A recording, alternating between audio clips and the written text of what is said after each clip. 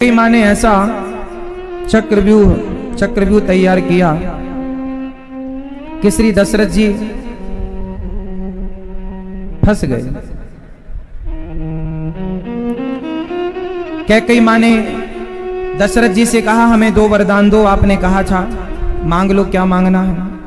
सुनहु प्राण प्रिय भावत जी का, देहूं एक बर भरत ही टीका। पहला वरदान तो आप हमें ये दो कि मेरे पुत्र भरत को आप राजा बनाएंगे अयोध्या का। और दूसरा वरदान ये दीजिए कि आप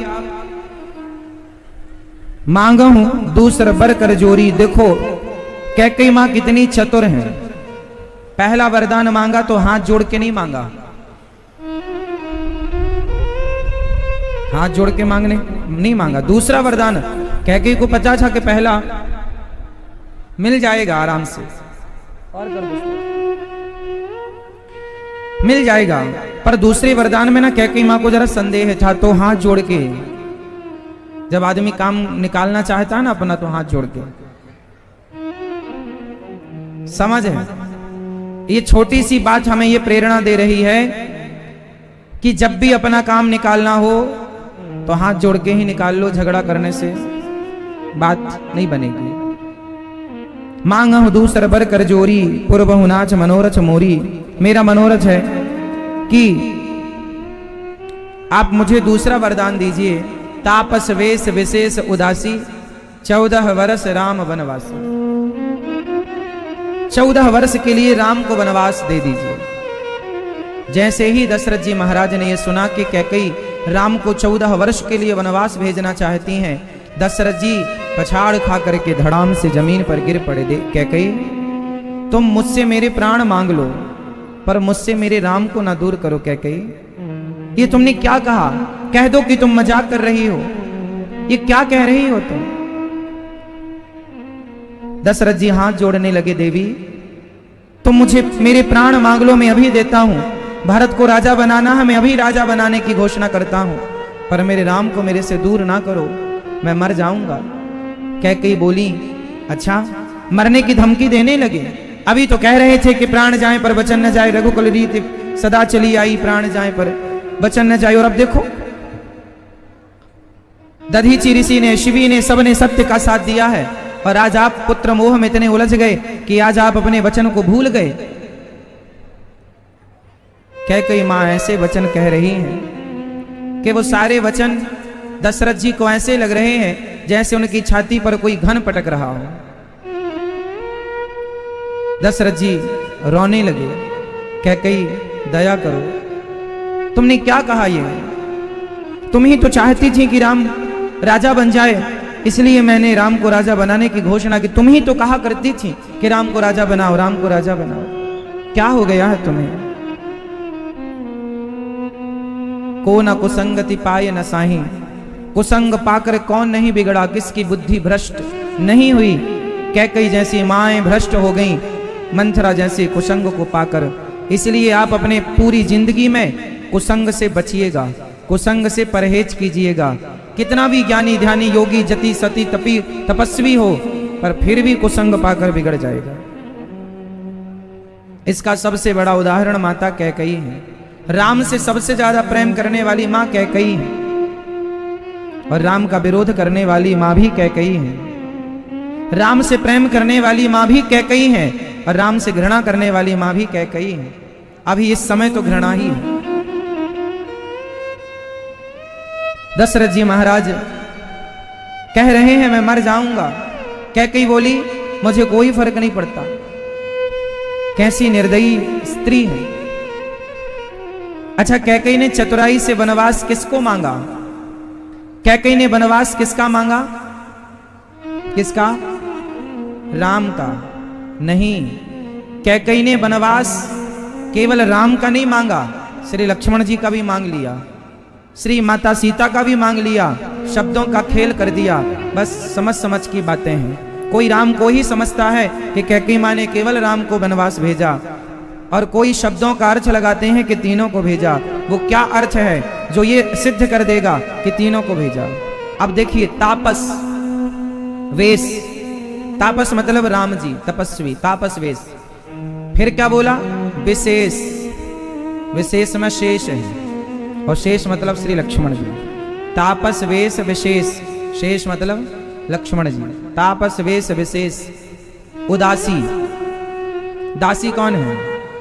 उदासी में दासी आ रहा है पीछे। इशारे समझते हैं आप लोग? कैकेयी ने इशारे से कह दिया कि इन तीनों को वनवास भेज दो, राम को, श्री लक्ष्मण जी को, श्री उदासी, ये उदास रहेगी। एक अर्थ ये है, और एक सिंपल सामान्य अर्थ तो यही है कि तपस्वियों की तरह राम को 14 वर्ष के लिए वनवास भेज दीजिए। सामान्य अर्थ तो यही है कि राम को वनवास, पर जब इसमें घुसेंगे इस अर्थों के जाल में तो ये अर्थ निकल के, शब्दों के जाल में तो ये अर्थ भी निकलेगा कि तापस वेश विशेष, विशेष मतलब लक्ष्मण जी, दासी उदासी मतलब दासी मतलब श्री सीता जी, राम जी की दासी। 14 वर्ष, 14 वर्ष राम वनवासी। अच्छा, कैकेयी माँ ने 14 वर्ष का ही वनवास क्यों मांगा? 15 वर्ष भी कह सकती थी, 20 वर्ष भी कह सकती थी, और 10 वर्ष भी कह सकती थी। 14 ही क्यों? एक विशेष कारण यह है कि कैकेयी मां के अंदर कपट आ गया कि मेरा भरत राजा बनेगा, और राजा बनेगा भरत, और यदि राम अयोध्या में रहा तो हो सकता है राम एक अलग सेना तैयार कर ले और भरत के राज्य में आक्रमण कर दें कि भाई मेरा सिंहासन था, जीत के इसने बैठे, या युद्ध करके हो सकता मेरे भैया को, क्योंकि सारी सेना राम के पक्ष में है, मेरे भरत के पक्ष में तो कोई नहीं है। हो सकता है कि राम विद्रोह कर लें, अपनी सेना बनाकर और भरत से युद्ध कर दें। इसलिए कैकेयी ने सोचा कि मैं, अच्छा कैकेयी का मूल उद्देश्य क्या था? भरत को राजा बनाना। राम के वनवास जाने में कैकेयी का कोई लाभ नहीं था। भाई उनका उद्देश्य क्या था कि राम, भरत जी, मेरा राम राजा ना बने, भरत राजा बने। ठीक है, तो वो तो पहला मांग ही लिया।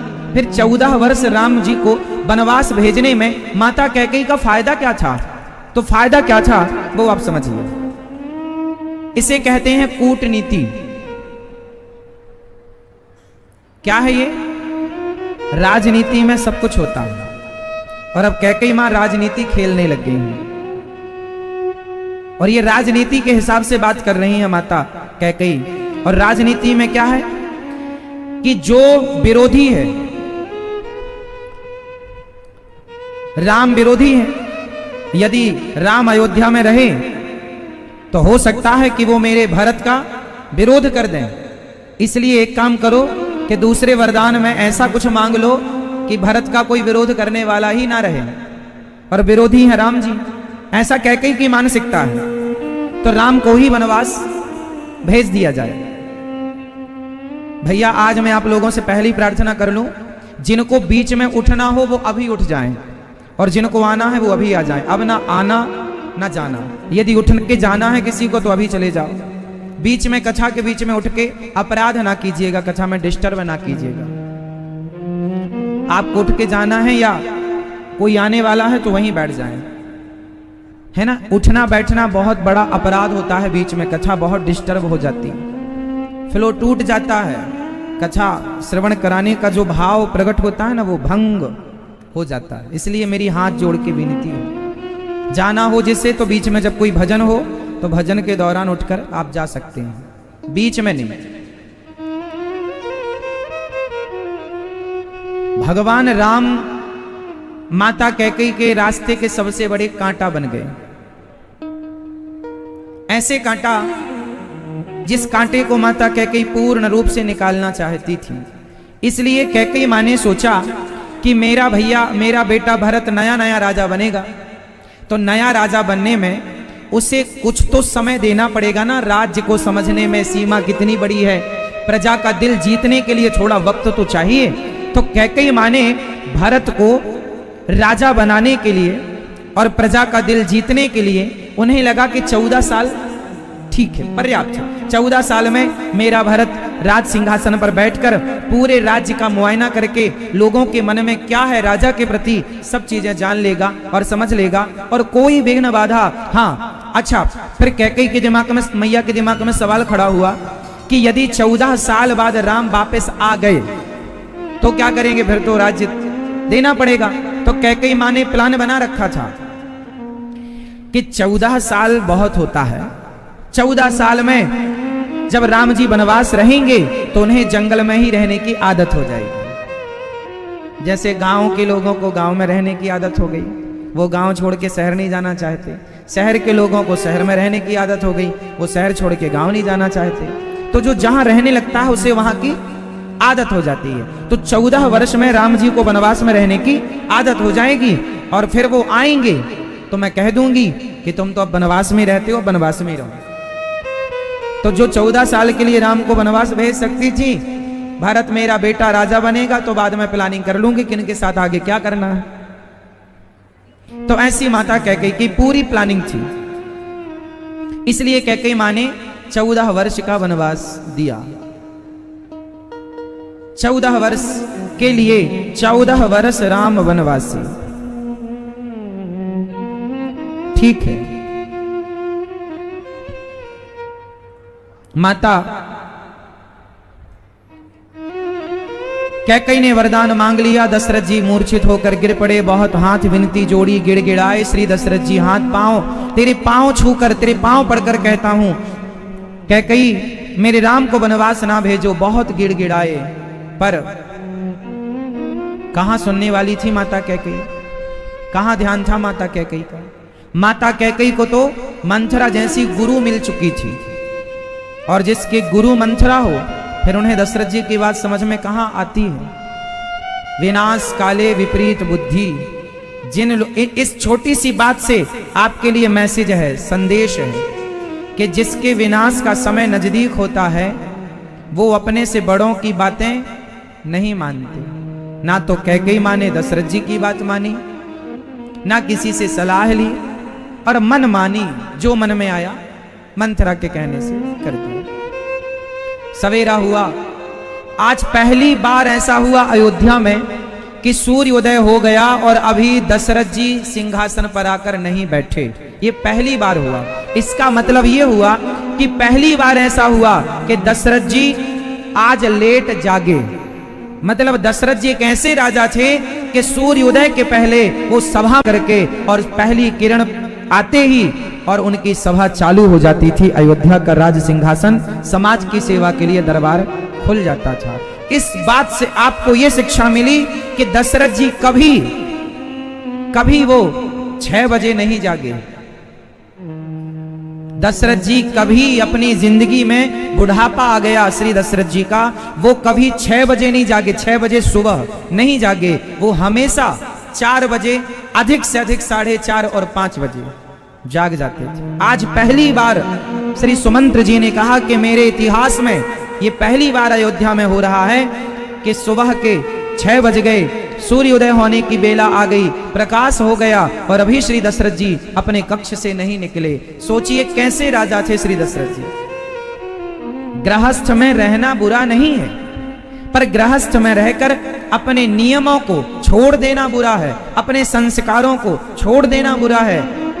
आप आधी रात को सोते हैं और सवेरे लेट जागते हैं। गृहस्थी को चाहिए कि जिसके घर में सूर्योदय का पहला प्रकाश, अब सूर्य भगवान आ गए और आपने खिड़की दरवाजे बंद कर रखे हैं, तो जानते हैं हम सबके पहले अतिथि सूर्य भगवान हैं, जो हम सबके घर में रोज खिड़की और दरवाजों से प्रवेश करते हैं। हम सबके घरों में हम सबके पहले अतिथि कौन?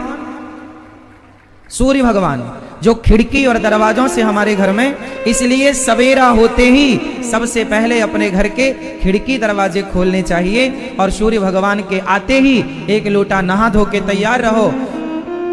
सूर्योदय के पहले ही घर का झाड़ू इत्यादि लगा लो। साफ सफाई कर लो कि सूर्य भगवान की पहली किरण आते ही सूर्य भगवान का स्वागत करेंगे और सूर्य भगवान को एक लोटा जल चढ़ाकर उनका थैंक यू, उनका धन्यवाद करेंगे कि हे प्रभु आपने हमें प्रकाश दिया, हमारे जीवन में एक नई किरण दी, इसके लिए आपका धन्यवाद। हम बिजली जलाते हैं, लाइट, कमरे में लाइट जलाते हैं, उसका बिल देना पड़ता है, पर पूरी सृष्टि को प्रकाशित करने वाले सूर्य भगवान को आप लोगों ने कौन सा बिल चुकाया, कौन सा पैसा दिया? अरे एक लोटा जल चढ़ा के क्या धन्यवाद भी नहीं दे सकते कि प्रभु आपने हम सबको इतना प्रकाश दिया है, इस नाते हम आपको एक लोटा जल चढ़ाकर आपका थैंक यू कह रहे हैं, धन्यवाद दे रहे हैं, इसलिए जल चढ़ाना चाहिए। श्री दशरथ जी आज नहीं जागे। सुमंत्र जी ने कहा कि दशरथ जी कहाँ? सेना लोगों मंत्री ने कहा कि आज श्री दशरथ जी कैकेयी मां से मिलने गए थे, कल सूचना मिली है वो अभी कैकेयी मां के कक्ष से बाहर नहीं आए। सुमंत्र जी समझ गए कि कुछ गड़बड़ है, क्योंकि सुमंत्र जी को पहले से ही माता कैकेयी के व्यवहार ठीक नहीं लगते थे।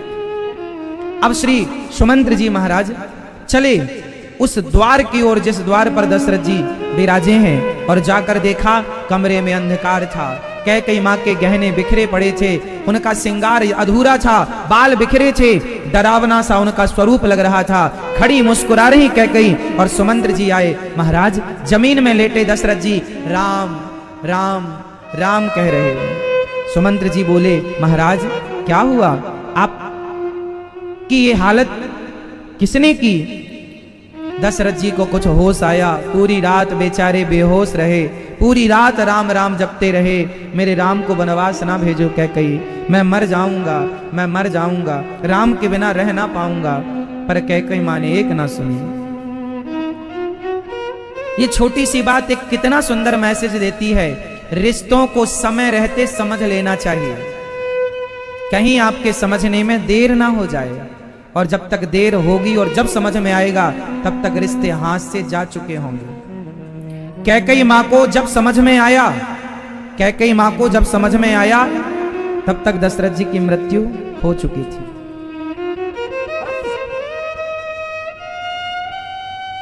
जब तक उन्हें समझ में आया कि मैंने गलत किया तब तक श्री दशरथ जी जा चुके थे। अभी मौका था, पर माता कैकेयी समझने को तैयार नहीं। सुमंत्र जी ने उठाया, राम राम पुकार रहे हैं। कैकेयी ने कहा कि ये राम को बुला रहे हैं। सुमंत्र जी तुरंत दौड़ कर गए और राम जी के आज राज्य तिलक की तैयारियां हो रही थी, राज्य अभिषेक की तैयारियां जोर शोर से हो रही थी। राम जी को स्नान कराया जा रहा था, समुद्र के जल से, पवित्र नदियों के जल से, दुग्ध से, दही से, घी से, शहद से, शर्करा से स्नान हो रहा था। कपड़े अभी वो बदल ही रहे थे कि सुमंत्र जी आए, प्रणाम किया।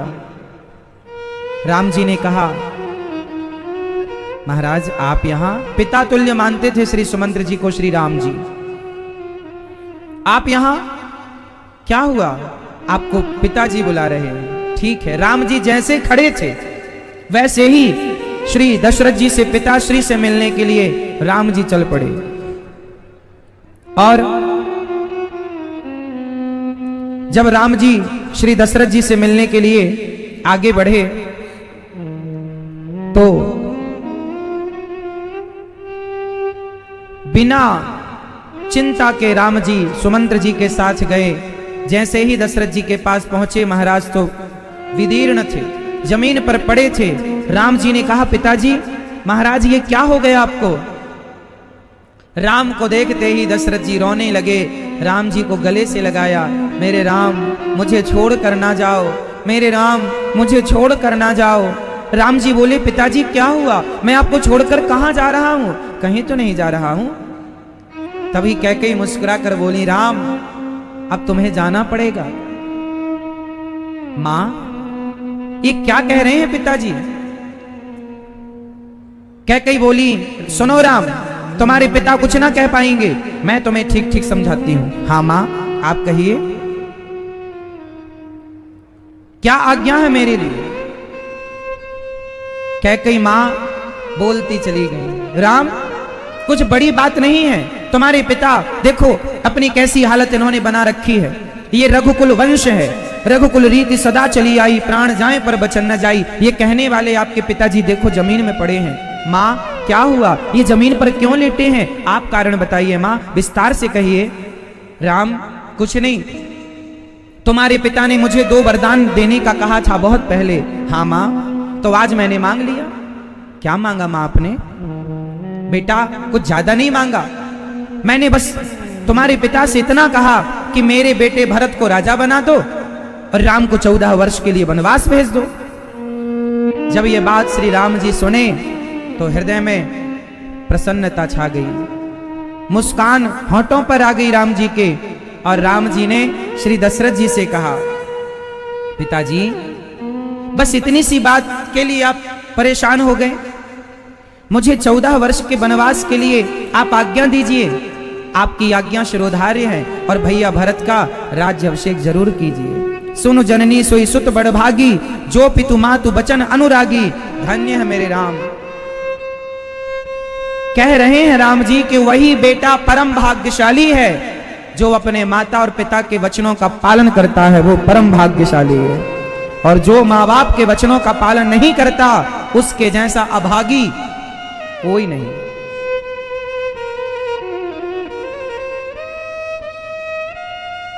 राम जी दशरथ जी को समझा रहे हैं, पिताजी आप अधीर ना होइए, मुझे वनवास ही तो कहा है माँ, और 14 वर्ष की तो बात है पिताजी, मैं वापस आऊंगा।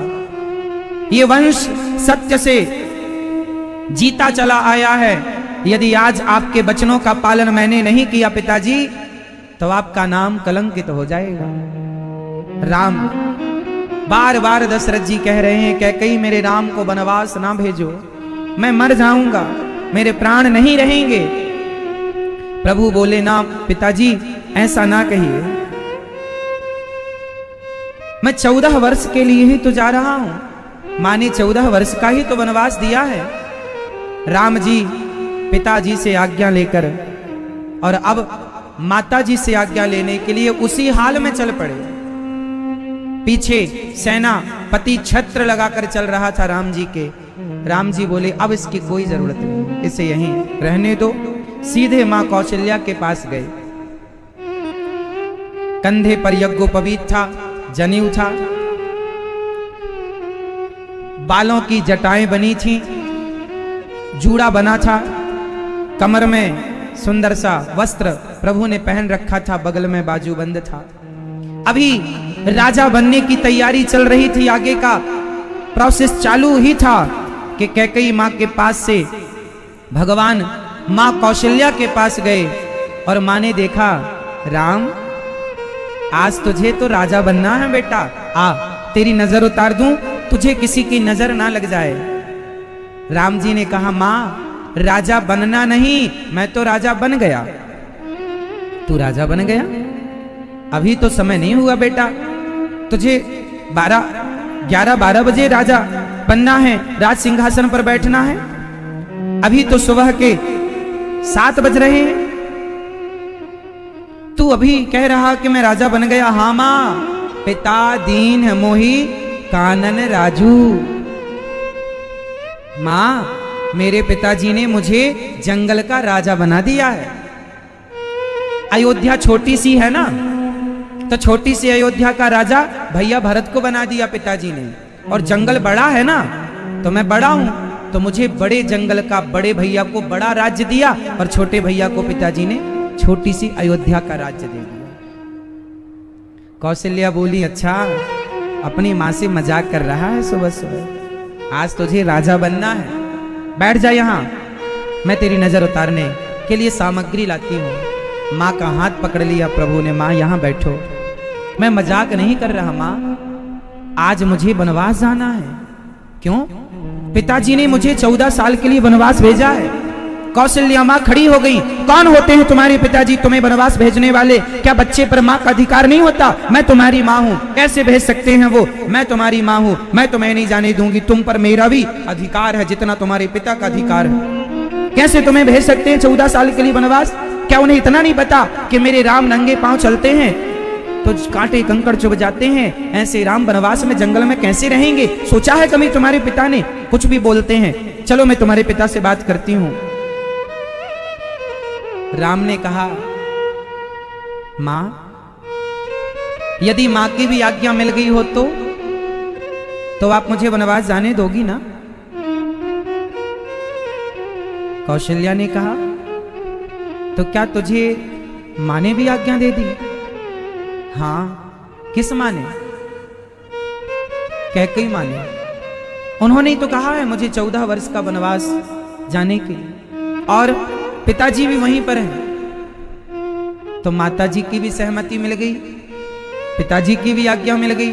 मां, अब तो आपकी आज्ञा बाकी है। सोचो कि कौशल्या मां की जगह आप में से कोई मां होती और आपके बेटे को आपकी सौतन वनवास भेज रही होती, तो आप क्या करती? पर धन्य है माता कौशल्या, एक एक पात्र जीने लायक है रामचरितमानस का। मां कौशल्या ने कोई प्रत्युत्तर नहीं दिया। राम, अब तेरी मां ने आज्ञा कर दी, मैं कैसे मां का उल्लंघन, मां की आज्ञा का? यदि मां की आज्ञा का उल्लंघन कौशल्या मां कराएंगी तो आने वाले युगों में फिर कौन सा बेटा अपनी मां की आज्ञा का पालन करेगा? इसलिए मां कौशल्या को लगा कि आने वाले युग में, आने वाले समय में कोई बेटा अपनी मां की आज्ञा का उल्लंघन ना करे। इसलिए भरत, तेरी भले सौतेली मां ने आज्ञा दी हो, पर है तो तेरी मां, इसलिए तू उस मां की आज्ञा का पालन कर। यह है मर्यादा पुरुषोत्तम। ऐसे ही नहीं कहा जाता राम को मर्यादा पुरुषोत्तम। और मुझे लगता है कि मर्यादा पुरुषोत्तम केवल राम नहीं है, मर्यादा की परम पवित्र नाम मां कौशल्या भी मर्यादामय है। धन्य है उनकी मर्यादा। मां होने की मर्यादा को क्या खूब निभाया मां कौशल्या ने, और पिता की मर्यादा को क्या खूब निभाया श्री दशरथ जी ने, और भाई की मर्यादा को क्या खूब निभाया श्री लक्ष्मण जी ने और श्री भरत जी ने, और सेनापति की मर्यादा क्या खूब निभाई सुमंत्र ने, और अवध में जितने लोग हैं पत्नी की मर्यादा क्या खूब निभाई माता सीता ने, और पति की मर्यादा क्या खूब निभाई मेरे राम ने। धन्य है पूरा अयोध्या, एक एक पात्र मर्यादित है मेरी मां, एक एक पात्र मर्यादित है। आप अपने जीवन में रामचरितमानस से जितना सीख सकते हैं, इसके बाद कहीं कुछ सीखने के लिए बचा ही नहीं। सबसे बड़ी यूनिवर्सिटी है राम की। राम का चरित्र जो सिखा सकता है, इस धरती में कोई यूनिवर्सिटी, कोई शिक्षक आपको नहीं सिखा सकता जो मेरे राम हमें सिखाकर चले गए। सबके हृदयों में विराज गए, कण कण में समा गए। ऐसे राम। विदा मातु सन आवहु मांगी, चली हूं बनही बहुरी। तो राम जी को पता चला कि सीता भी चल रही है। राम जी तुरंत वापस आए और माता सीता को राम जी ने समझाया, सीता यदि तुम चली गई हमारे साथ तो हमारे माता पिता का ख्याल कौन रखेगा? राम जी ने कहा, एहि ते अधिक। ये चौपाई हर स्त्री के लिए है, ध्यान पूर्वक सुनिएगा। एहि ते अधिक धर्म नहीं दूजा, सादर सास ससुर पद पूजा। सीता, एक स्त्री का धर्म है कि वो आदर से अपने सास और ससुर का पूजा करे और अपने सास ससुर का पिता और माँ की तरह ख्याल रखे। यही एक नारी का धर्म है। देवी, तुम अपने धर्म का पालन क्यों नहीं करती हो? सीता मैया बोल पड़ी, प्रभु मैं सारी बात मानती हूं आपकी, पर मैं आपकी इस बात को नहीं मान सकती प्रभु कि मैं आपको छोड़कर रह लूं। आपके बिना क्या क्या क्या कोई शरीर, कोई परछाई क्या शरीर को छोड़ सकती है? जैसे परछाई कभी शरीर को नहीं छोड़ती, उसी प्रकार मैं तो आपकी परछाई हूं प्रभु, मैं आपको कैसे छोड़ सकती हूं? मैं आपके बिना जीवित नहीं रह सकती, मैं मर जाऊंगी आपके वियोग में। प्रभु मुझे अनाथ ना कीजिए, मुझे अनाथ ना कीजिए, मुझे अपने चरणों से दूर ना कीजिए, इस दासी को स्वीकार कर लीजिए। राम जी से बार बार जब प्रार्थना की तो माता सीता को राम जी ने आज्ञा दे दी। क्या करते? अब लक्ष्मण जी को पता चला, वो तो तैयारी में थे कि मेरे भैया राम राजा बनेंगे और मैं उस राम के राजा बनने का गवाह बनूंगा, आज अपनी आंखों से राम का राज्य अभिषेक देखूंगा। तब तक हवा लगी कि राम वनवास जा रहे हैं, माता सीता भी वनवास जा रही हैं। तुरंत दौड़कर राम जी पीछे, लक्ष्मण जी पीछे के दरवाजे से और राम जी के पास आ गए। प्रभु मैं भी चलूंगा। लक्ष्मण तुम जाओगे? अभी अयोध्या में न भरत जी हैं न शत्रुघ्न जी हैं, इतना बड़ा राज्य, इतनी बड़ी प्रजा, महाराज मूर्छित पड़े हैं, कौन संभालेगा अयोध्या को? कौन संभालेगा बूढ़े पिता को, बूढ़ी मां को? तुम संभालो लक्ष्मण, तुम्हारा धर्म है माता पिता की सेवा करना। लक्ष्मण जी बोले ना प्रभु, मेरा धर्म माता पिता की सेवा करना नहीं है, मेरा धर्म प्रभु आपकी सेवा करना है। आप ही हमारे माता पिता हैं, त्वमेव माता च पिता त्वमेव।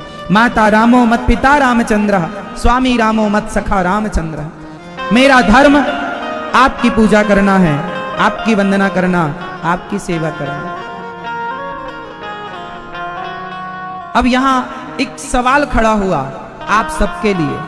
प्रश्न यह खड़ा हुआ कि लक्ष्मण जी राम जी की बात मानते हैं या नहीं? प्रश्न है आप लोगों से, उत्तर दीजिए। लक्ष्मण जी राम जी की बात मानते हैं या नहीं? उत्तर दो, हां या ना में उत्तर दीजिए जोर से। लक्ष्मण जी राम जी की बात मानते हैं या नहीं? जोर से। मानते हैं या नहीं? मानते हैं? पीछे वाले मानते हैं? पीछे वाले मानते हैं? नहीं। अब बताओ, लक्ष्मण जी राम जी की आज्ञा, राम जी की बात नहीं मानते। मानते तो राम जी तो कह रहे हैं कि तुम सेवा करो, फिर सेवा क्यों नहीं? इसका मतलब श्री लक्ष्मण जी राम जी की बात नहीं मानते। अब प्रश्न यह खड़ा हुआ कि क्या राम जी की बात नहीं माननी चाहिए? जब लक्ष्मण जी नहीं मानते तो हम और आप क्यों माने? सवाल ये खड़ा हो सकता है। अब मैं आपको बताऊंगा कि लक्ष्मण जी ने बात क्यों नहीं मानी। आप कभी ना कभी ये प्रश्न जरूर इस पर आपने प्रकाश डाला, नहीं डाला, विचार किया, नहीं किया। आज मैं आपको विचार करने पर मजबूर करता हूं कि राम जी की बात श्री लक्ष्मण जी नहीं मानते, तो क्या भगवान की बात ना मानकर लक्ष्मण जी सही कर रहे हैं या गलत? अब सही है तो कैसे और गलत है तो कैसे?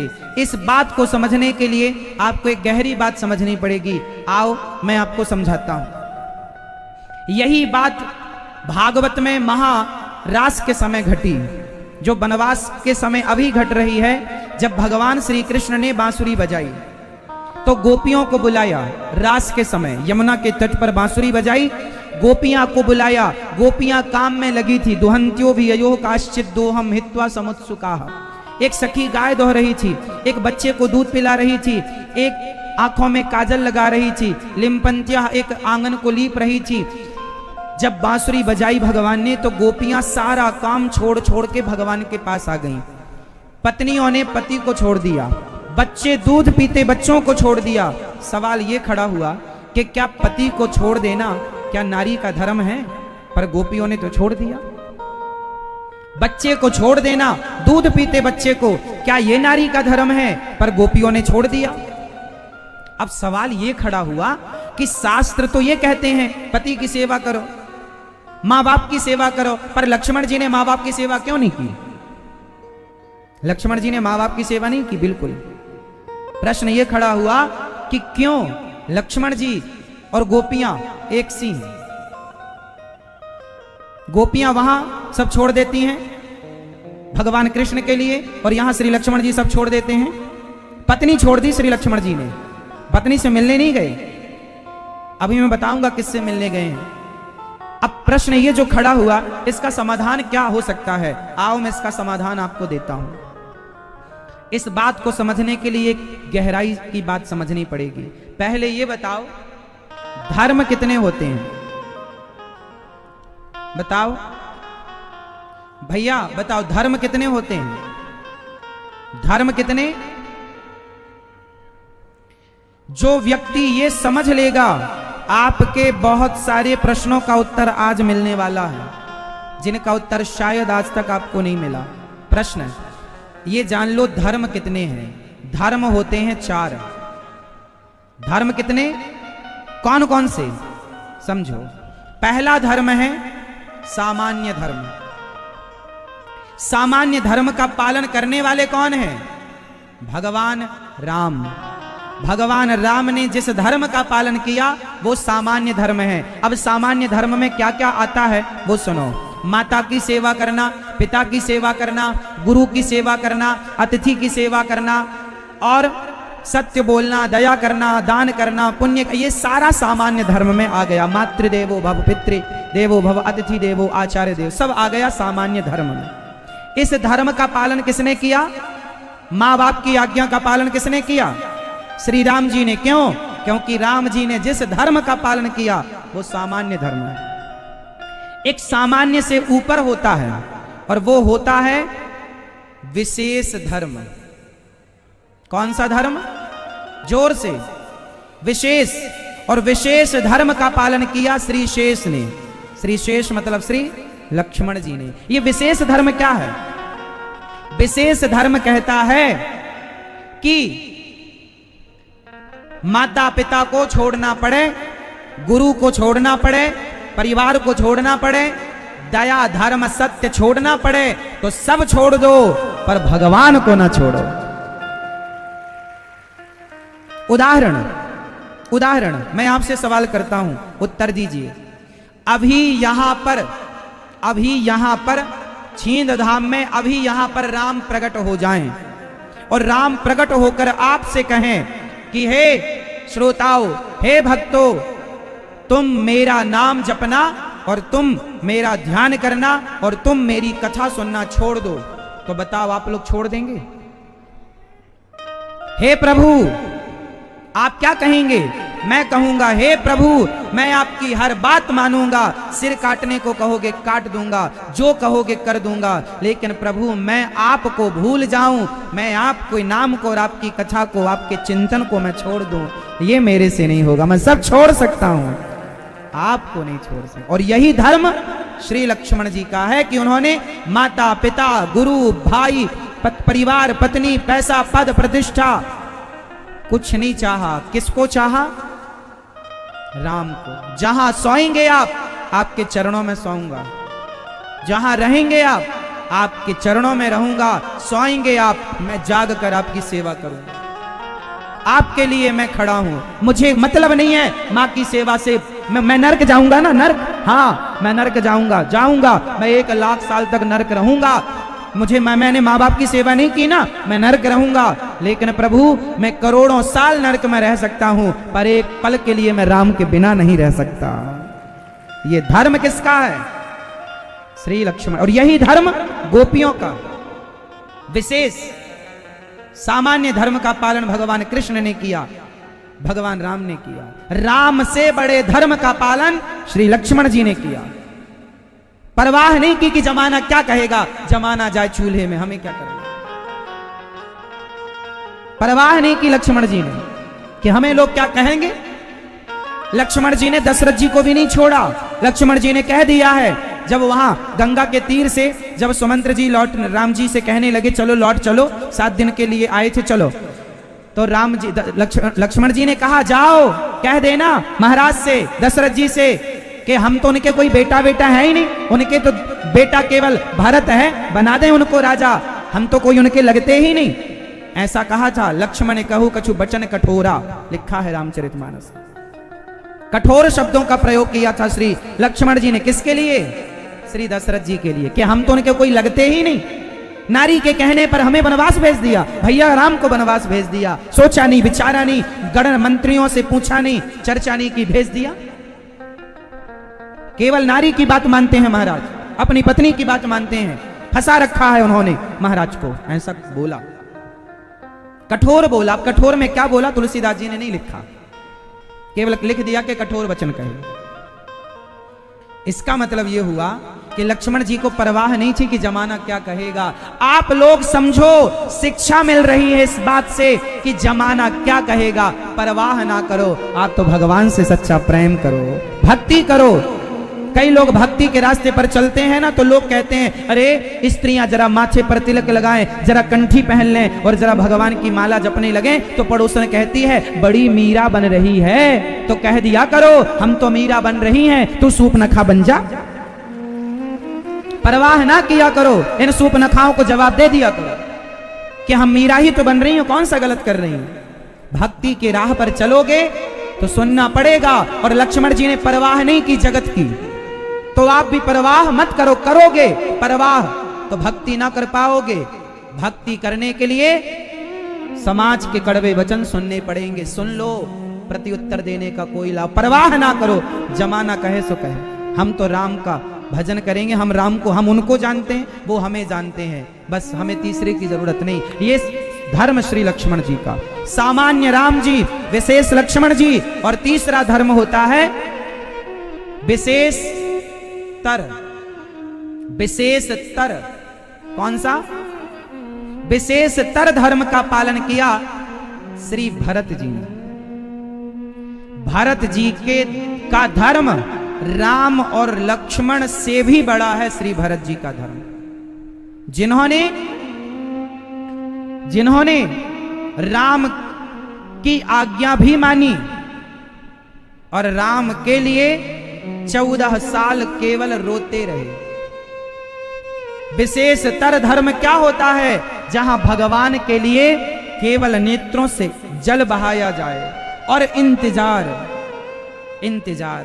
राम जी ने कहा 14 साल बाद आऊंगा भैया भरत, ठीक है आपकी आज्ञा। चरण पादुका रखी, लौट आए नंदीग्राम में और क्या करते रहे?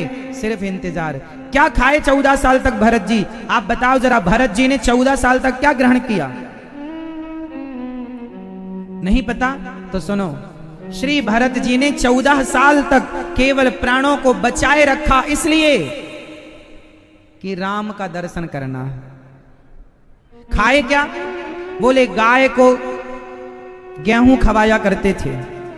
गाय को गेहूं खवाते, जब गाय गोबर से गेहूं निकालती, उस गोबर के गेहूं को धुलकर साफ करके और उसे दलिया टाइप का पीस लेते खुद राम जी, श्री भरत जी, और उस दलिया को गाय के मूत्र में पकाया करते, गौमूत्र में, और उसको पकाकर 14 साल तक केवल गौमूत्र में पका हुआ दलिया खाए हैं। ना नमक खाए, ना मिर्ची खाए, ना मसाला खाए।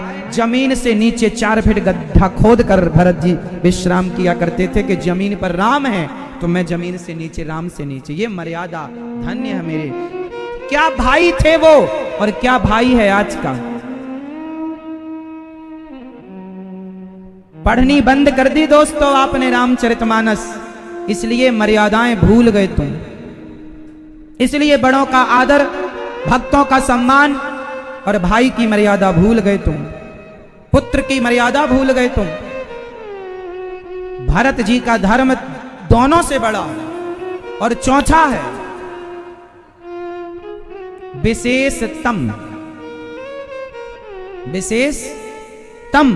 विशेषतम धर्म का पालन किया श्री शत्रुघ्न जी ने। शत्रुघ्न जी का त्याग, शत्रुघ्न जी का बलिदान तीनों से श्रेष्ठ है। श्री राम, श्री लक्ष्मण, श्री भरत जी, तीनों से श्रेष्ठ श्री शत्रुघ्न जी हैं। बताओ क्यों? राम जी की सेवा किसने की? जोर से। श्री राम जी की सेवा श्री लक्ष्मण जी ने की। और राम के भक्त हैं भरत, तो दासानुदासो भवितास्मि भूयः। भरत जी राम के भक्त हैं और श्री शत्रुघ्न जी भरत जैसे भक्तों के भक्त हैं। भगवान का भक्त इतना बड़ा नहीं है जितना बड़ा भगवान के भक्त का भक्त है। इसलिए राम का दर्शन वो कर सकता है जो हनुमान जी का दर्शन करे। राम दुबारे तुम रखवारे, होत न आज्ञा बिनु पैसारे। क्यों? क्योंकि राम के भक्त हनुमान जी हैं और जो हनुमान जी का भक्त होगा उसे राम प्राप्त होंगे। दासानुदासो भवितास्मि भूयः। इसलिए शत्रुघ्न जी भरत जी के भक्त हैं। जब माता सीता को वनवास भेजने की बात आई तो राम जी ने शत्रुघ्न जी से कहा कि तुम भेज कर आओ। शत्रुघ्न जी ने मना कर दिया, प्रभु यदि भरत जी कहेंगे तो मैं जाऊंगा, मैं नहीं जाऊंगा। तब लक्ष्मण जी रोए, लक्ष्मण जी रोए, हे विधाता मैं राम का भक्त क्यों हो गया, मैं भरत का भक्त क्यों नहीं हुआ, मैं भरत का भक्त क्यों नहीं हुआ। भरत का भक्त होता तो मेरे से ये अपराध ना होता माता सीता को वनवास भेजने का। मैं राम का हूं इसलिए राम की हर बात माननी पड़ती है, लेकिन मेरा भैया शत्रुघ्न बच गया क्योंकि वो भगवान का भक्त नहीं है, वो भगवान के का बेटा भगवान का भक्त है। वो स्त्री पुत्रवती है कि पुत्र हो तो जननी जने तो भक्त जने, या दाता या सूर या से तो बंध्या भली, काहे गवावे नूर। तुम्हारे 4 बेटे हैं और चारों नास्तिक नालायक हैं, भगवान की पूजा नहीं करते, सत्संग नहीं करते, कथा नहीं सुनते, भगवान से प्यार नहीं है, प्रेम नहीं है। तो तुम्हारे 4 बेटे हैं लेकिन चारों भगवान से प्रेम नहीं करते तो तुम बंध्या ही कहलाओगी। पुत्रवती स्त्री वो है जिसका पुत्र प्रभु के चरणों से जुड़ा है, वरना तुम्हारे 10 औलादें हों और प्रभु से प्यार ना हो किसी को तो तुम बंध्या ही कहलाओगी। तुम्हारा कोख, तुम्हारी कोख पवित्र ना हुई अभी। उस बच्चे से कोख पवित्र होती है जो बेटा या तो भगवान का भक्त हो या राष्ट्र भक्त हो, या ध्रुव बने या प्रहलाद बने या झांसी की रानी बने बेटी या महाराणा प्रताप शिवाजी बने बेटा, तब तुम्हारा कोख, तुम्हारा गर्भ पवित्र होगा। वरना तुम दे दो बच्चे जन्म, बच्चे तो सुअर भी तुमसे ज्यादा थोक में जन्म रहे हैं, एक साथ 12-12। तुम भी रोती हो बच्चा हो जाए, कैसा हो जाए, कैसा क्यों? बच्चों को संस्कार ऐसे दो कि वो भगवान के हो जाएं, वरना आप बेटा पैदा कर तो दिए हैं, बताओ वो किस काम का है? खाता है, सोता है, वो भी तुमने भी बच्चे पैदा किए, वो भी बच्चे पैदा करने में लग गया। बच्चे पैदा करना बड़ी बात नहीं, कुत्ते भी पैदा कर लेते हैं, चिड़िया भी पैदा कर लेती है। भगवान का भक्त पैदा करो तो जाने कि तुम मां हो, राष्ट्र प्रेमी पैदा करो तो जाने कि तुम मां हो, वरना बच्चे तो सुअर के भी हो रहे हैं। इसलिए मेरी मां, केवल बच्चे पैदा कर देना जिम्मेदारी पूरी नहीं हुई, उसे भगवत प्रेमी बनाओ।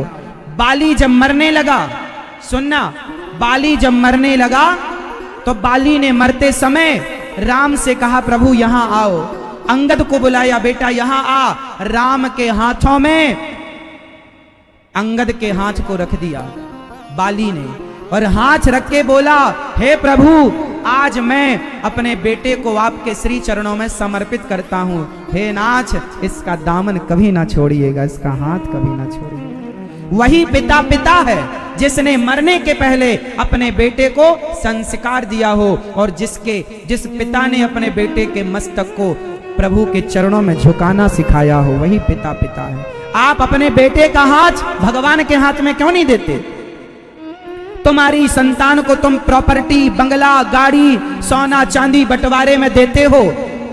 क्या बंटवारे में तुमने अपने बेटे से कहा कि बेटा हम हर साल वृंदावन जाते थे, अब तो हम बुढ़े हो गए, अब तो हम मर जाएंगे, बंटवारे में जमीन जायदाद तुमने ली है, अब मैं तुम्हें बंटवारे में अपने हिस्से का वृंदावन भी देता हूं कि अब तुम्हारा बाप जाता था तो अब तुम जाया करो, पिता की मर्यादा पूरी करो। तुम्हें बंटवारे में भगवान भी तो दो, भक्ति भी तो दो, संस्कार भी तो दो। दौलत तुमसे ज्यादा वैश्याएं कमा रही हैं। दौलत क्या देते हो बच्चों को? संस्कार दो। कोई ना पूछेगा कि तुम्हारी संपत्ति कितनी है, तुम्हारा बेटा क्या करता है, कैसे उसके विचार और कैसे उसके संस्कार हैं। इसलिए स्त्री और पुरुष तुम दोनों की जिम्मेदारी पूरी बेटा पैदा करने से नहीं होती। तुम्हारे लिए एक श्लोक लिखा है नीति में, माता शत्रु पिता वैरी, ये न वालो न पाठिता, न शोभते सभा मध्य हंस मध्य बको यथा। इस श्लोक का अर्थ है वह माता पिता शत्रु हैं बच्चे के, वह माता पिता शत्रु हैं बच्चे के जो माता पिता अपने बच्चों को सही संस्कार और सही शिक्षा नहीं देते, उचित शिक्षा और उचित संस्कार नहीं देते। दौलत दे दी तुमने, बंटवारे में संपत्ति दे दी, संस्कार नहीं दिया तो क्या दिया। इसलिए लापरवाही ना करना। राम जी, श्री लक्ष्मण जी मां से आज्ञा लेकर, मां सुमित्रा ने आज्ञा दे दी, जाओ राम की सेवा करते करते मर जाना। अरे और तो छोड़ो, मैं आपको आगे की बात बताऊं। जब लक्ष्मण जी को शक्ति लगी तो हनुमान जी पर्वत लेकर गए तो भरत जी ने बाण मारा। अयोध्या जी में पर्वत लेकर हनुमान जी गिरे, पर्वत पवन देवता ने ऊपर थाम रखा, हनुमान जी गिर गए राम राम कह के। सारे अयोध्या के लोग आए आधी रात को, कौशल्या माँ भी आई, कैकेयी माँ भी आई, सुमित्रा माँ भी आई। और जब सुमित्रा माँ को पता चला कि लक्ष्मण को शक्ति लग गई है, ये दवाई उनके लिए है, तो श्री सुमित्रा माँ ने हनुमान जी से पूछा, ए हनुमान यहाँ आओ, बताओ लक्ष्मण को शक्ति जो लगी है, बाण जो लगा है, वो छाती में लगी है कि पीठ में लगी है? यदि छाती में लगी है तो ठीक है, और पीठ में लगी है, खबरदार तुम संजीवनी बूटी लेकर मत जाओ, मरने दो उसे।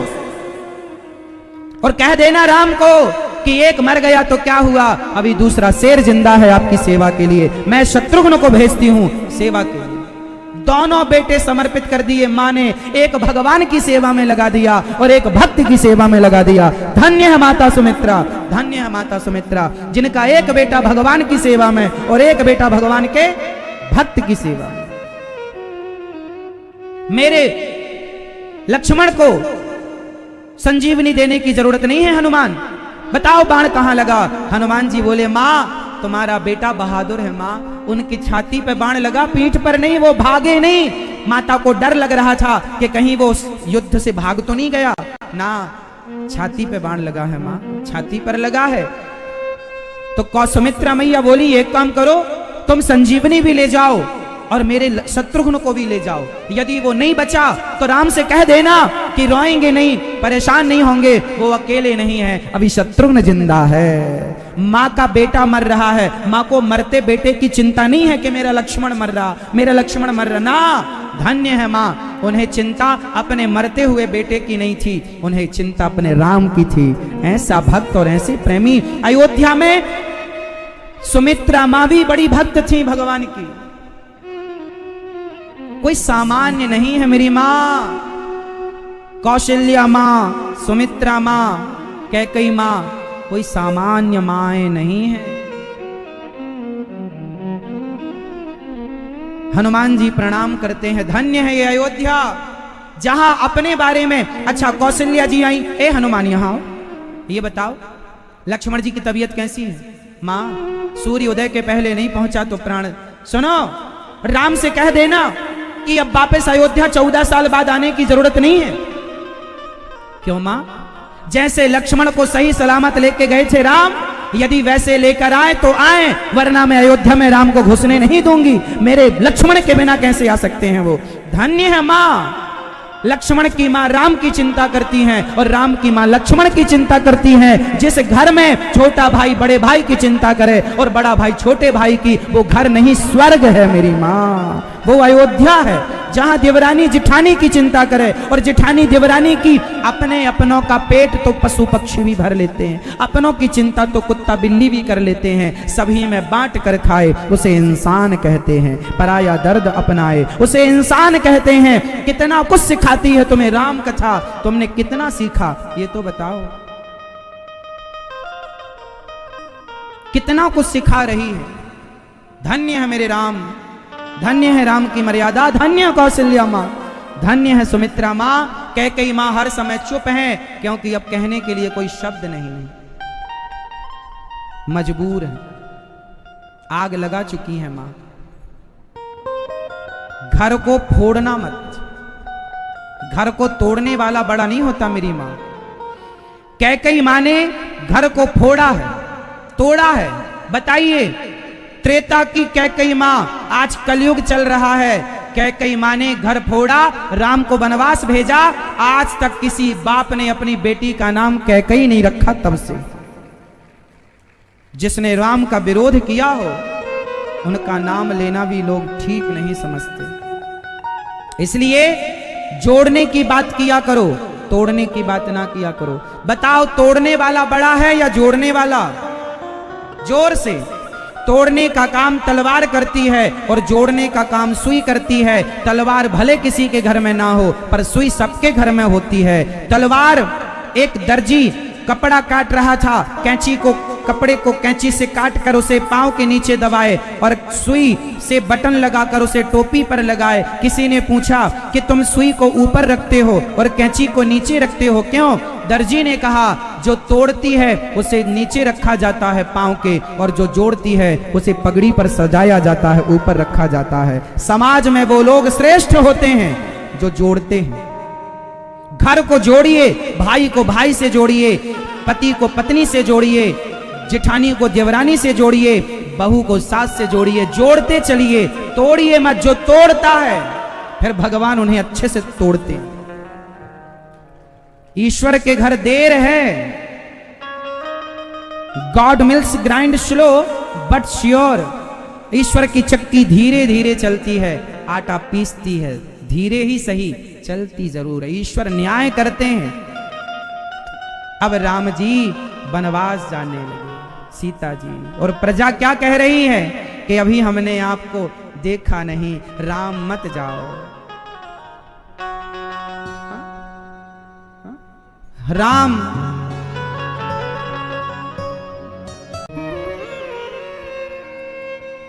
चल पड़े। राम जी रोता हुआ छोड़कर गोस्वामी जी कह रहे हैं, बालक वृद्ध बिहाय ग्रह लगे लोग सब साथ, तमसा तीर निवास किया प्रथम दिवस रघुनाथ। सारी प्रजा साथ साथ चल रही है। हम भी चलेंगे तो हम भी 14 साल आपके साथ रहेंगे। हम कैसे रहेंगे आपके बिना? राम जी तमसा नदी के तट पर पहुंचे। सारी प्रजा थकी थी। राम जी आराम करने लगे। सारी प्रजा थकी थी, सो गई, और ऐसी गहरी नींद में सब सोए। सारे लोग सो गए, सिर्फ 4 लोग जाग रहे थे, और वो 4 थे। पहले श्री लक्ष्मण जी, दूसरी माता सीता, तीसरे सुमंत्र जी, और चौथे उस रथ पर जुते हुए घोड़े। इनके अतिरिक्त सारे लोग सो रहे थे। तो जो सो रहा था उसे तो राम जी ने छोड़ दिया, और जो जाग रहे थे उन्हें संग लेकर राम जी आगे चले गए।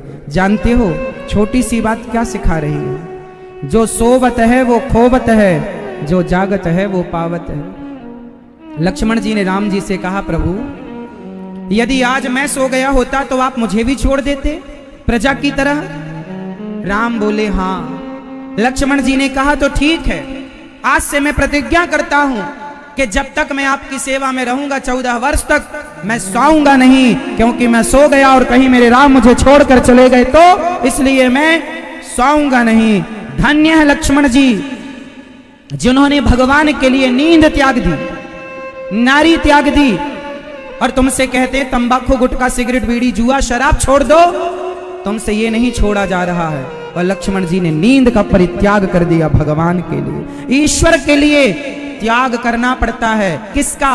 अपनी बुराइयों का, अपने क्रोध का, लोभ का, अभिमान का, विषय वासनाओं का त्याग करके और हृदय को निर्मल करना पड़ता है। क्योंकि निर्मल मन जन सो मोहि पावा, मोहि कपट छल छिद्र न भावा।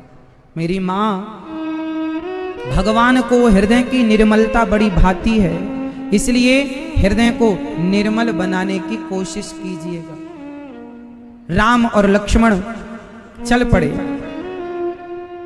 आगे चले। जब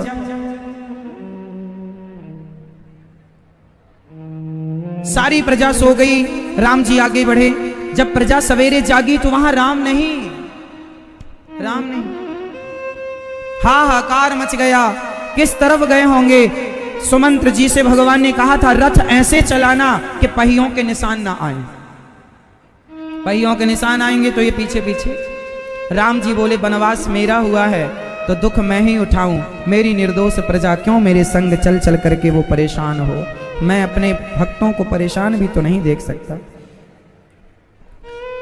अब राम जी आगे चले और वहां निषाद राज के यहां जंगल में पहुंचे। ये निषाद भगवान के संग बचपन में पढ़े थे, वशिष्ठ जी के मित्र थे। निषाद जी को जब राम जी मिले, वाह निषाद राज, आज निषाद कितने भाग्यशाली हैं कि निषाद राज के यहाँ आज अतिथि के रूप में जगत के पालनहार पहुंचे हैं स्वयं दर्शन देने के लिए। निषाद ने कहा प्रभु चलिए 14 साल हमारे साथ रहिए, आपके लिए पूरा समाज तैयार है सेवा के लिए और पूरा जंगल आपका है, जहां मन करे वहां, ये कुटिया हम आपके लिए बनवा देंगे। राम जी बोले नहीं मित्र, मैं रात विश्राम करूंगा। एक पेड़ के नीचे घास का बिछौना डालकर और राम जी शयन किए। प्रण अपने पिता का करने को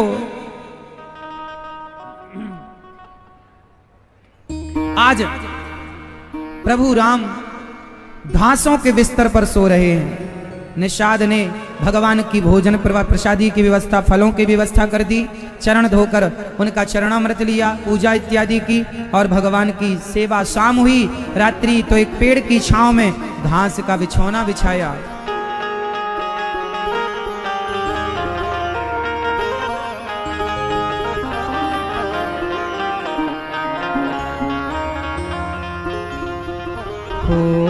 प्रण अपने पिता का करने को अयोध्या की सेना छोड़ चले। जब राम जी पर संकट आया तो जंगल की बंदर सेना ले ली, पर अयोध्या की सेना नहीं बुलाई कि तुम भी आ जाओ। बुला लेते, क्या रोकने वाला था कोई? क्या भरत जी मना कर देते? नहीं। कोल भीलों की सेना, जंगल की बंदरों की, भालुओं की सेना तैयार की और अपना काम स्वावलंबी, सेल्फ डिपेंड, आत्मनिर्भर कैसे होना है कोई राम जी से सीख ले। जो आजकल के बच्चे ना माँ बाप पर डिपेंड होते हैं, राम जी के ऊपर संकट आया तो अपने पिता से, अपने भाई से, अपने नगर से मदद नहीं मांगी, स्वयं सुलझे। जीवन में स्वावलंबी कैसे बनना है, आत्मनिर्भर कैसे बनना है, राम जी सिखा रहे हैं। क्या सीखने को तैयार हो? रात हुई तो जो निषाद राज जी थे ना, उन्होंने कैकेयी मां को बड़ा भला बुरा कहा। अरे राम राम, जब राम जी को घास के बिस्तर पर सोते देखा तो निषाद जी की आंखों में आंसू आ गए। मखवल के बिछौनों में, घासों के बिछौनों में सोने को मखवल का बिछौना छोड़ चले। अरे राम राम, कैकेयी के कारण इन्हें घास के बिस्तर पर सोना पड़ता है। रोने लगे निषाद राज जी। तब लक्ष्मण जी ने समझाया। अब लक्ष्मण जी ने जो कहा उस ज्ञान को लक्ष्मण गीता कहते हैं। लक्ष्मण जी ने अयोध्या कांड में जो निषाद राज जी को उपदेश दिया वो क्या था? बड़ा ज्ञानमय उपदेश कहा, बड़ा दिव्य कहा, जरा सुनिएगा। लक्ष्मण जी ने कहा प्रणय अपने पिता का करने को, प्रणय अपने पिता का करने को श्री राम अयोध्या छोड़ चले। श्री राम अयोध्या छोड़ चले, मेरे राम अयोध्या छोड़ चले, मेरे राम अयोध्या छोड़ चले। को न काहू को सुख दुख कर दाता, कहा यहाँ पर लक्ष्मण जी ने, को न काहू को सुख दुख कर दाता, निज कृत कर में भोग सब भ्राता, निज कृत कर में भोग सब भ्राता। को न काहू को सुख दुख कर दाता, को न काहू को सुख दुख कर दाता, अरे निज कृत कर में भोग सब भ्राता, निज कृत कर में भोग सब भ्राता। सुनो भैया निषाद जी, को न काहू को सुख दुख कर दाता, को न काहू को सुख दुख कर दाता, निज कृत कर्म भोग सब भ्राता। कोई किसी को सुख दुख नहीं देता भैया निषाद। सुनो, अब लक्ष्मण जी ने जो ज्ञान दिया बड़ा अद्भुत था।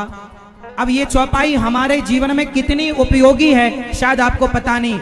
आप लोग कहते हैं भगवान ने हमें दुख दे दिया, भगवान ने हमें कष्ट दे दिया, भगवान ने हमें विपत्ति दे दी। ऐसा नहीं है। अच्छा बताओ, क्या भगवान किसी को दुख देते हैं? क्या भगवान किसी को, मैया बताओ, क्या भगवान किसी को दुख देते हैं? देते हैं मेरी माँ? देते हैं? भगवान किसी को दुख नहीं देते।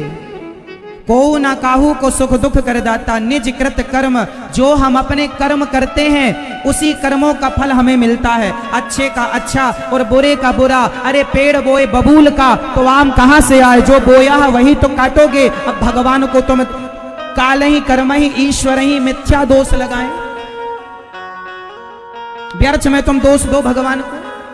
हाँ मैया, जिसको जाना हो तो मैं बोल दो, मैं 2 मिनट का कीर्तन करा देता हूं, आप लोग चले जाना जिसको जाना हो। पर जिसको बैठना है बीच में खड़े ना होना। जिसको जाना है बता दो, हम कीर्तन कर दे रहे हैं, आप लोग चले जाना। पर बैठे हो तो बीच में खड़े ना होना बार बार। अब बताओ, राम जी के वनवास जाने में कौन जिम्मेदार है? कौन? राम जी के वनवास जाने में जिम्मेदार कारण कौन है? उत्तर दीजिए, आप बताओ कौन? राम जी के वनवास जाने का कारण कौन? भेजने का जिम्मेदार कौन? आप बताइए कौन? मैया आप बताओ मेरी माँ, राम जी को वनवास, राम जी वनवास गए, जिम्मेदार कौन, कारण कौन? आप बताओ। चश्मा वाली मैया, दशरथ जी। क्यों, दशरथ जी दुश्मन थे राम जी के? फिर आप बताओ मैया, पीछे वाली। हाँ सुनो, राम जी वनवास गए, पीछे वाली मैया बोलो मेरी माँ, कौन जिम्मेदार था? राम के वनवास जाने में जिम्मेदार कौन? ना तो दशरथ जी जिम्मेदार, ना तो कैकेयी जिम्मेदार, ना तो मंथरा जिम्मेदार। बचा कौन? बचा कौन? बचे राम। राम के वनवास जाने में राम ही जिम्मेदार हैं, क्योंकि राम भगवान हैं और भगवान को कोई वनवास भेज सके किसमें ताकत है? ईश्वर की मर्जी के बिना पत्ता नहीं हिलता, तो ये पत्ता भी राम ने हिलाया होगा। अब राम ने कैसे हिलाया वो मैं आपको समझाऊं। जब राम राजा बनने लगे तो देवताओं की बुद्धि बिगड़ गई। देवताओं ने सोचा कि राम राजा बनेंगे तो रावण को कौन मारेगा, तो देवताओं ने ब्रह्मा जी से कहा कुछ करो, तो ब्रह्मा जी ने सरस्वती से कहा कुछ करो। सरस्वती ने बुद्धि घुमाई, मंथरा ने बुद्धि घुमाई, कैकेयी ने बुद्धि घुमाई दशरथ जी की। अच्छा ये बताओ, इंद्र की बुद्धि किसने घुमाई? भगवान की मर्जी के बिना पत्ता नहीं हिलता। तो इंद्र की बुद्धि घुमाई राम जी ने, इंद्र ने बुद्धि घुमाई ब्रह्मा जी की, ब्रह्मा ने सरस्वती जी की, सरस्वती ने मंथरा की, मंथरा ने कैकेयी की, कैकेयी ने दशरथ जी से वरदान मांगा। और वनवास किसका हुआ? राम का। और शुरुआत कहां से हुई थी? राम से। जो करेगा वही भरेगा, कर्म करे को और फल भोगे को और नहीं, जो करेगा वही भरेगा, चाहे वो राम ही क्यों ना हो। अब आगे की बात जरा ध्यान से सुनो। राम के वनवास जाने में राम ही जिम्मेदार है। ये बात आपको ऐसे नहीं ऐसे समझ में आएगी। एक बार की बात है, एक बार राम जी ने माता कैकेयी की आंखों को मूंद लिया ऐसे। मां मैं आपकी आंखों को नहीं खोलूंगा। बेटा क्यों? एक वरदान दोगी तो खोलूंगा। एक बार बचपन में राम जी ने माता कैकेयी की आंखें मूंद ली। कैकेयी ने कहा लाल आंखें छोड़ो। क्या हुआ राम? मां मैं आपसे कुछ मांगूंगा। हाँ मां, हाँ बेटा मांगो, जो तुम मांगोगे। कैकेयी बहुत प्यार करती थी राम से, अत्यधिक। जो मांग मेरे राम तुझे दूंगी। आपको बताऊं, भरत जी ने कौशल्या मां का दूध पिया है और राम जी कैकेयी मां का दूध पीते थे। आपको पता है, कौशल्या जी राम को अपना दूध कम पिलाई है, भरत जी को ज्यादा पिलाया। और कैकेयी मां का दूध सबसे ज्यादा किसने पिया है? प्रभु राम ने। तो कैकेयी मां से राम ने कहा मैं आपकी आंखें तब खोलूंगा जब मुझे आप एक वचन दोगी, एक वचन दोगी। ठीक है मैं तुझे देती, जो मांगेगा तेरी कैकेयी मां देगी। बोल राम तुझे क्या चाहिए? ये बात तब की है जब राम जी 6-7 साल के थे। राम जी ने कहा मां यदि तुम मुझे देना चाहती हो तो मैं तुमसे मांगता हूं कि जब मेरे पिता मुझे राजा बनाने लग जाएं तो आप मुझे वनवास भेज देना। ये बात राम ने मांगी थी वरदान कैकई मां से, मुझे वनवास भेज देना मां। क्यों? कैकई बोली क्यों तुम्हें वनवास भेजूं? मां मेरा अवतार रावण जैसे दुष्टों को मारने के लिए, लीला करने के लिए हुआ, और यदि तुम मुझे वनवास नहीं भेजोगी तो मेरी जय जयकार बढ़ेगी नहीं मां। तो क्या बेटा इसमें तेरी जय जयकार होगी? हाँ मां, घर घर के लोग मुझे जानने लग जाएंगे, जिसके लिए आया हूं अवतार लेकर वो कार्य सिद्ध होगा। कैकई मां ने कहा ठीक है, पर मां तेरा बड़ा अपमान होगा मां, तेरे नाम का बड़ा अपमान होगा मां। कैकई बोली कोई बात नहीं मेरे राम, तेरे सम्मान के लिए मुझे अपमान सहना पड़े तो मैं समाज का हर कड़वा अपमान, जहर रूपी अपमान सह लूंगी, पर मेरे राम की जय जयकार यदि मेरे एक निर्णय से होती है तो जा। एक बात बताओ, पूरी रामचरितमानस से आप कैकई मां को हटा दो, थोड़ी देर के लिए पूरी रामचरितमानस से, पूरी रामायण से आप कैकई मां को हटा दो, तो बताओ रामायण में बचेगा क्या? जोर से बताना। कैकई मां सबसे अहम पात्र है पूरी रामचरितमानस, सबसे कठिन पात्र हैं।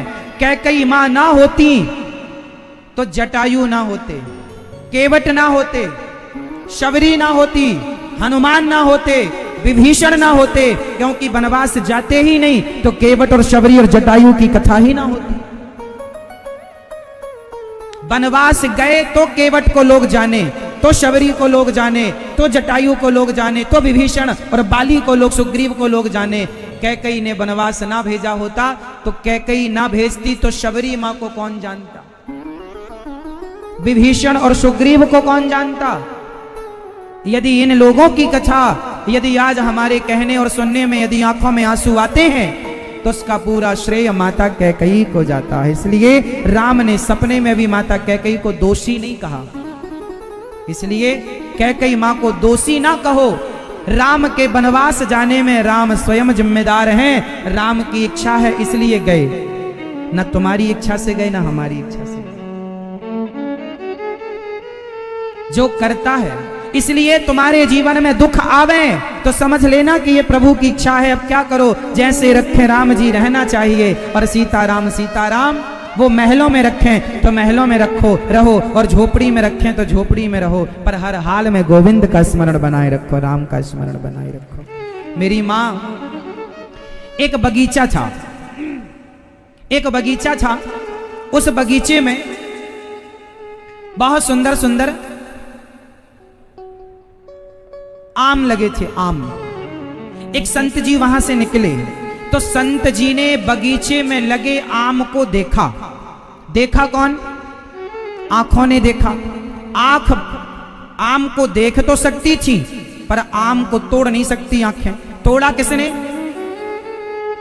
आंख देख सकती थी पर आम तक गए पांव गए पर तोड़ा हाथों ने। हाथ तोड़ रहे थे पर चखा जिह्वा ने, जिह्वा चख रही थी पर रस को रखा पेट ने। तब तक बगीचे का मालिक आया और बाबा जी की पीठ में 2 लाठी जमाया। चोरी से खाता है, ले। अब बताओ, देखा था फल को आंखों ने, गए थे पांव, तोड़ा हाथों ने, चखा जिह्वा ने, रखा पेट ने। पीठ की कहां गलती थी बताओ? पर डंडे किससे पड़े बताओ? पीठ को डंडे पड़ गए, बेचारी निर्दोष पीठ पिट गई। बताओ, पीठ की कहीं गलती थी? देखा तो आंखों ने था, गए तो पांव थे, तोड़ा हाथों ने, चखा जिह्वा ने, रखा पेट ने। बेचारी निर्दोष पीठ पिट गई। वाह प्रभु, तुम्हारे राज्य में निर्दोष लोग पिटते हैं? बोले नहीं, हमारे राज्य में निर्दोष नहीं पिटते, न्याय होता है। जब पीठ पर लाठियां पड़ी तो बताओ आंसू कहां से आए? आंखों से। और देखने की शुरुआत किसने की थी? आंखों ने। जो किया है वही रोएगा, जो करेगा वही भरेगा। कर्म करे को और फल भोगे को और, ऐसा नहीं। तो राम जी के वनवास जाने में राम कारण है। आंख ने देखा फल को तो रोएगी भी आंख, इसलिए जो करेगा वही भरेगा। गलती पति ने किया तो पति भोगेगा, पत्नी ने किया, पत्नी। तुम्हारा पाप तुम्हारे पास है, तुम्हारे पति का तुम्हारे पति के पास, तुम्हारे बेटे का। जो करेगा सब अलग अलग है, कोई किसी से बंधा नहीं है। इसलिए कहता हूं गलत ना करना, क्योंकि भोगना तुम्हें ही है, को ना काहू को सुख दुख कर दाता, निज कृत कर्म भोग सब ग्राता। जोग वियोग भोग भल मंदा, हित अनहित मध्यम भ्रम फंदा। जन्म मरण जहां लगी जग जालू, संपत्ति विपत्ति कर्म अरु कालू। ये सब जन्म मरण हानि लाभ जीवन मरण यश अपयश विधि, हाँ सब ईश्वर के हाथ में, तुम्हारे हमारे हाथ में कुछ नहीं है। हमारे और तुम्हारे हाथ में केवल राम नाम जपो, बस ये तुम्हारे हाथ में है। भगवान से प्रेम करो तुम्हारे, बाकी तुम्हारी बेटी होगी कि बेटा तुम्हारे हाथ में नहीं है। तुम्हारा विवाह किससे होगा तुम्हारे हाथ में नहीं है। तुम कितने साल जियोगे तुम्हारे हाथ में नहीं है। कुछ तुम्हारे हाथ में हो तो बताओ, बोलो मेरी माँ, आपके हाथ में क्या है? कुछ भी नहीं। लेकिन आप परेशान इतना होती हो कि तुम ही ब्रह्मा हो, तुम ही सृष्टि चला रही हो, ऐसा तुम रोती हो, छाती फाड़ फाड़, हे भगवान मैं बर्बाद हो गया, बर्बाद हो गई। काहे का बर्बाद? तुम्हारे बाप का था क्या? क्या था तुम्हारा बताओ? ये शरीर भी तो तुम्हारा नहीं है साहब, अज्ञानवश तुम रोते चिल्लाते हो। इसलिए जो है भगवान का, तेरे तू भगवान मुझे झोपड़ी में रख तो मैं झोपड़ी में रहूं, 56 भोग दे तो 56 भोग खाऊं, चना चबाने को दे तो चना चबा लूं। जैसे भगवान की इच्छा, हमने तो अपनी इच्छा समाप्त कर दी, अब तो भगवान की इच्छा से रहते हैं। जहां वो ले जाते वहां चले जाते, जहां रखते वहां रह लेते, जो खिलाते वो खा देते। अपनी कोई इच्छा नहीं, हमारी अपनी कोई इच्छा नहीं है। हम राम जी की और आप लोगों की इच्छाएं बहुत हैं, तुम्हारी चल नहीं रही है जरा सी, पर इच्छाएं बराबर है। अच्छा ये बताओ, तुम्हारा चाहा होता है कि भगवान का चाहा? जोर से बताओ, पुरुष लोग भी बताएंगे। बेटा बताओ, तुम्हारा चाहा होता कि भगवान का? आपका चाहा क्या होता है? आपका चाहा कुछ होता है? आप तो चाहते हैं कि हम प्रधानमंत्री बन जाएं, तो बन जाओगे। ये मैया चाहती हैं हम भी राष्ट्रपति बन जाएं, बन जाओगी। मैया तुम्हारे चाहे कुछ होता है? हुई है सोई जो राम रचि राखा। तुम्हारा हमारा चाह कुछ नहीं होता, इसलिए कहते हैं चाह ही मिटा दो। चाह जी से लगी जी जरा हो गया, चाह हरि से लगी जी हरा हो गया। चाह इनकी हमें हरदम चाहिए, और अगर ये चाहे हमें तो फिर क्या चाहिए। इसलिए चाह भगवान में लगे, भगवान की चाह हो। मीरा को किसकी चाह थी? जोर से। शबरी को किसकी चाह थी? जोर से। और आपको किसकी चाह है? हमारे बेटा हो जाए महाराज, बेटा बेटा। तुम्हें बेटे की चाह है, तुम्हें बेटी की चाह है, तुम्हें पैसे की चाह है। हे भगवान हमें ये मिल जाए, ये वाला खेत हमें मिल जाए, ये प्लॉट में, ये चाह बेटा बेटी की, जमीन जायदाद की, घर द्वार की चाह, चाह इसकी चाह। अरे ये धन दौलत तो भाग्य का है भैया, भाग्य में होगा तो भाग कर आएगा, और भाग्य में नहीं होगा तो आया हुआ भी भाग जाएगा। विभीषण के भाग्य में लंका थी तो लात मार के निकाल दिया रावण ने, फिर भी मिल गई।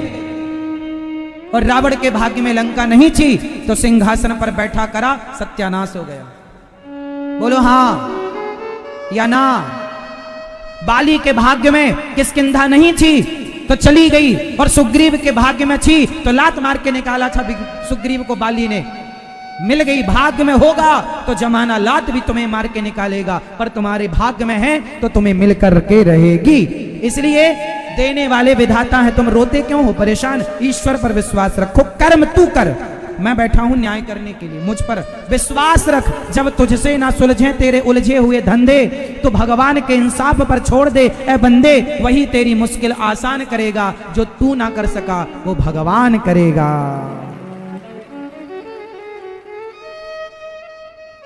मेरी माँ, तो आज से तुम क्या चाहोगी? भगवान को चाहना। बेटा बेटी जो दें भगवान रखो, रोया ना करो, बेटी हो गई, बेटा नहीं हुआ, ये नहीं मिला, वो नहीं मिला, ये कब होगा? जो होगा हो जाएगा। तुम भगवान का चिंतन विश्वास करो, समय के पहले कुछ ना होगा, इंतजार करो समय का। पांडवों को भी महाभारत लड़ने के लिए और सिंहासन को पाने के लिए 13 वर्ष का इंतजार करना पड़ा। 12 वर्ष का वनवास और 1 वर्ष का अज्ञातवास। समय जब होगा तब सब होगा। समय के पहले बच्चा नहीं होता। सब बच्चे को भी पैदा होने में 9 महीने का टाइम लगता है। कोई आज शादी करे बोले कल ही बच्चा दो, मुश्किल है,